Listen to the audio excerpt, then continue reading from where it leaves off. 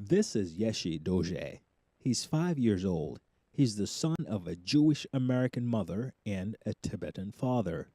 Sometimes people say to him, oh, you're half Tibetan or you're half American. And we say, no, Yeshe Dorje, you're 100% Tibetan, you're 100% Jewish American. You're fully both. And we're raising him to appreciate and value both traditions.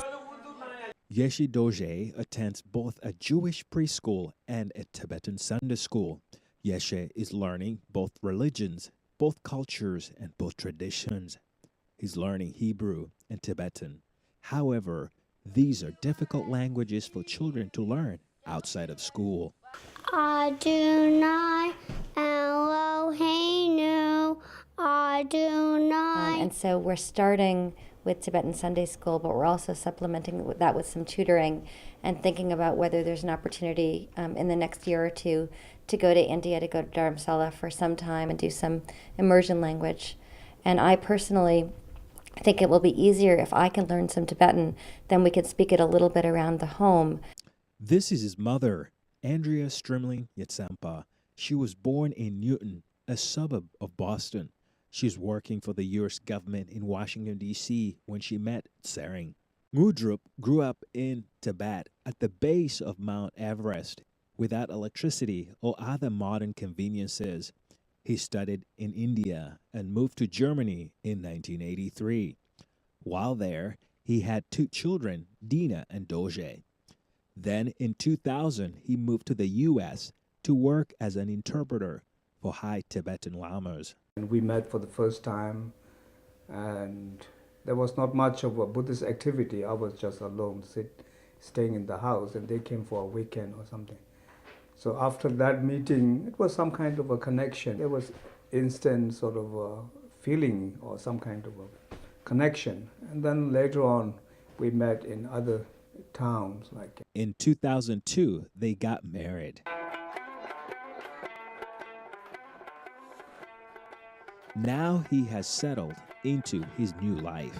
After all these years, he still has strong memories of leaving his homeland. I was about 7 years old. During the first years of the Tibetan moving out of the country and living in Nepal, many difficulties in settling, not only in the terms of language and culture. In 1950, China invaded Tibet. Since then, 1.5 million people have died trying to escape from Chinese rule. Mudrup talks about the difficulties of fleeing Tibet. In such a process, many died. And within my own family, my mother and the youngest sister who was born at the time, both died. And my grandfather and many other family, I remember, dying within few months like that.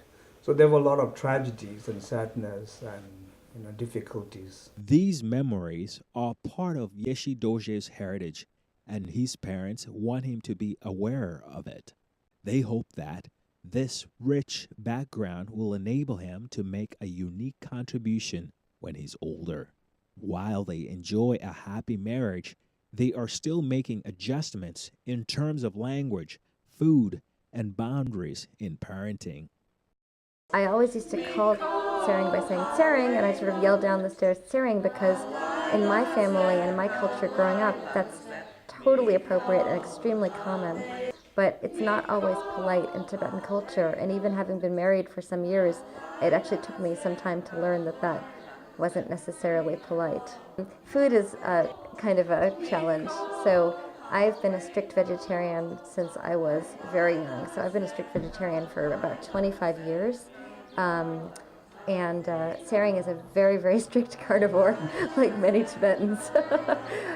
So it's very difficult to figure out what we can cook for the whole family. And Yeshe Dorje is 5 years old and growing up in a culture where 5-year-olds tend to prefer macaroni and cheese and pizza. I mean, like any parents, we have different styles and different approaches to discipline, and so Tsering is, I think we're both fairly lenient, but Tsering is much, much more lenient than I am, and I tend to be willing to be a little stricter.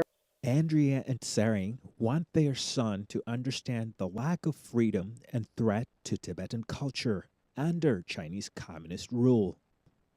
Recently, they took Yeshe Dorje to a day-long protest at Boston City Hall. We think that Yeshe Dorje, because of this multifaceted background, has the ability to contribute things that are unique when he's older.